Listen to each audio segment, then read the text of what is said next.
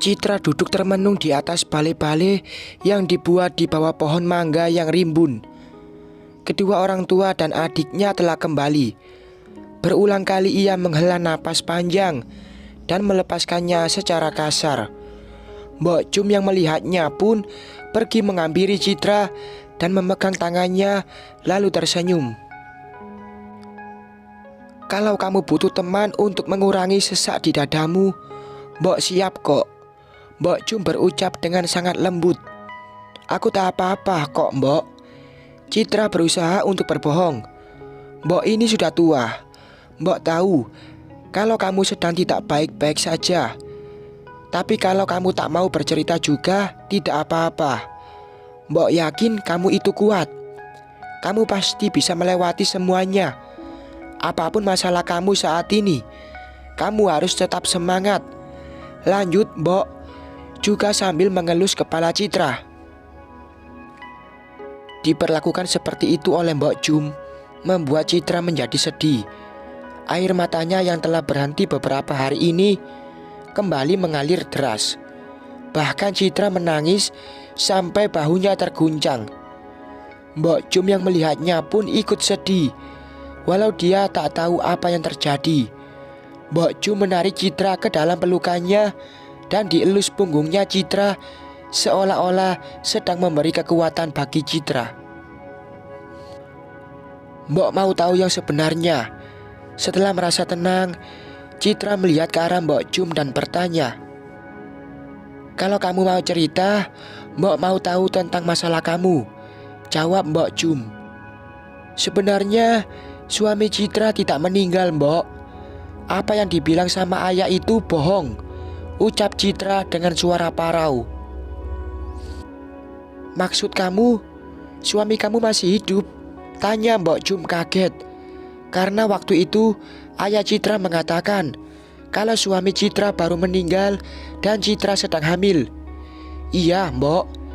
Sebenarnya Citra diantar ke sini bukan untuk menenangkan diri, tapi Citra sengaja diungsikan."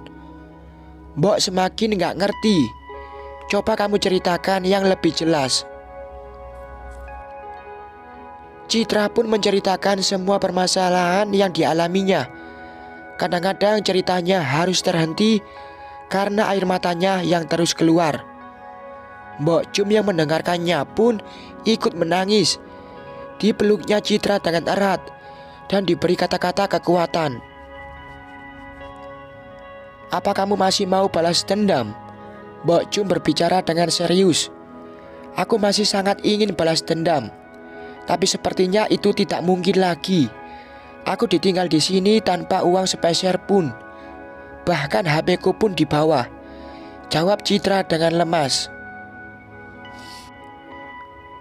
"Kamu jangan khawatir, Mbok akan membantumu.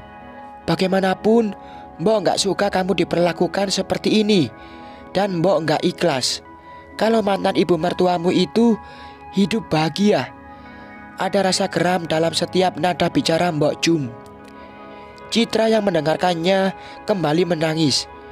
Akhirnya, selain Ratna, ada juga orang yang mengerti perasaannya. "Tapi gimana caranya kita membalas mereka, Mbok?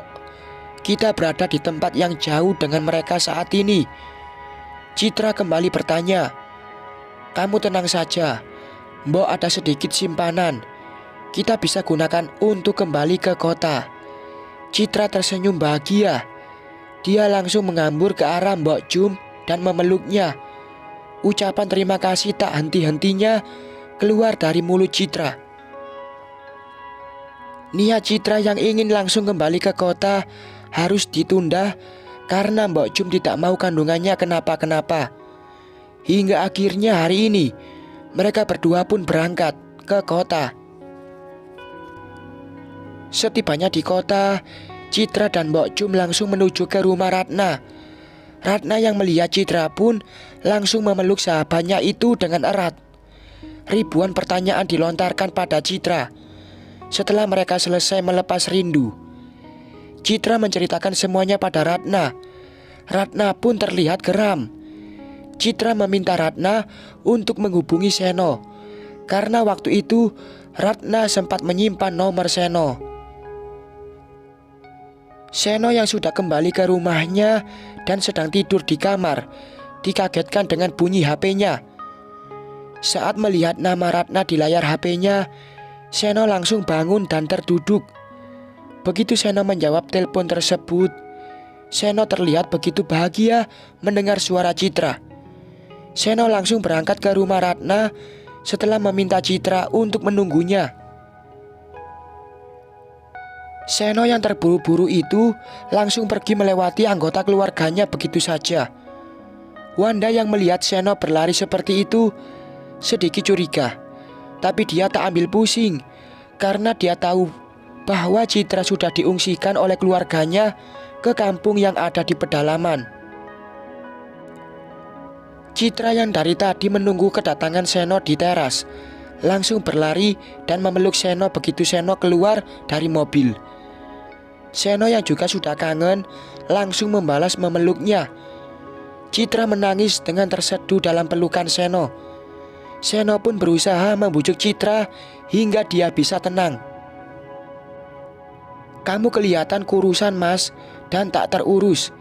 Citra melihat penampilan Seno saat mereka sudah duduk di dalam. "Habis gimana lagi? Orang yang paling Mas sayang dan cintai hilang tanpa ada kabar." Seno mencubit pipi Citra dengan gemas.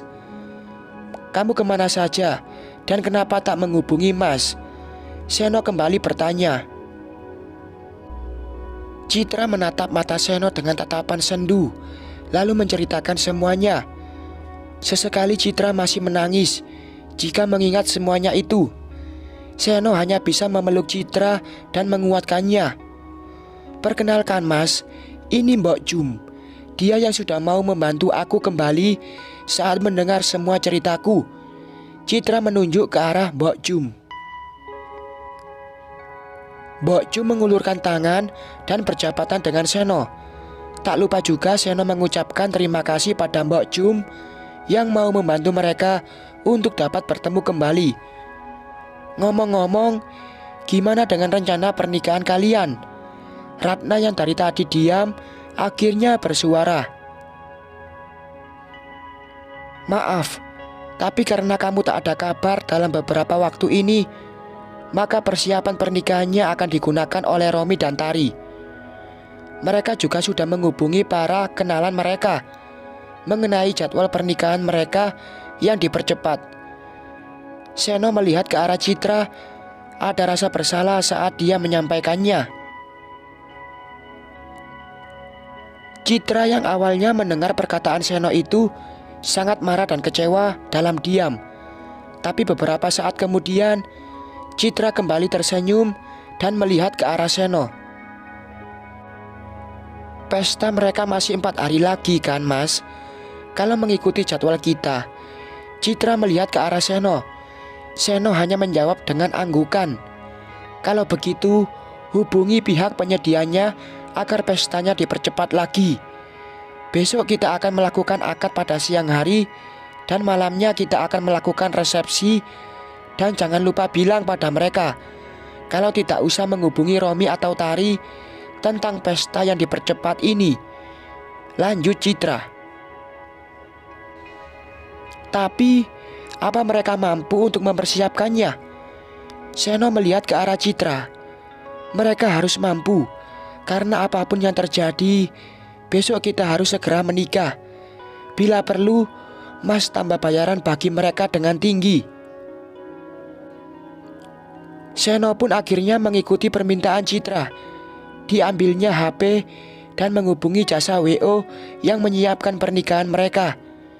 Seno terlihat serius saat berbicara dan saat panggilan terhenti, Seno melihat ke arah Citra dan tersenyum. Mereka setuju karena bayarannya Mas tambah dan mereka juga tak akan menyampaikan pada Romi dan Tari. Mendengar ucapan Seno, Citra langsung memeluknya dengan erat. "Jangan harap kalian bisa bahagia di tengah-tengah penderitaanku," ucap Citra dalam hati. Ratna mengantar Bik Jum ke kamar tamu. Lalu dia langsung menuju ke kamarnya. Sedangkan Seno dan Citra sudah lebih dulu ke kamar yang biasa ditempati Citra. Seno tak ingin pulang. Dia takut jika akan kehilangan Citra lagi. Seno menawarkan untuk memanggil kembali ketiga asisten yang waktu itu sempat bantu-bantu Citra. Tapi Citra menolak. Bukan tanpa alasan, karena setelah pernikahan mereka nanti, Citra akan langsung kembali ke kampung. Bersambung.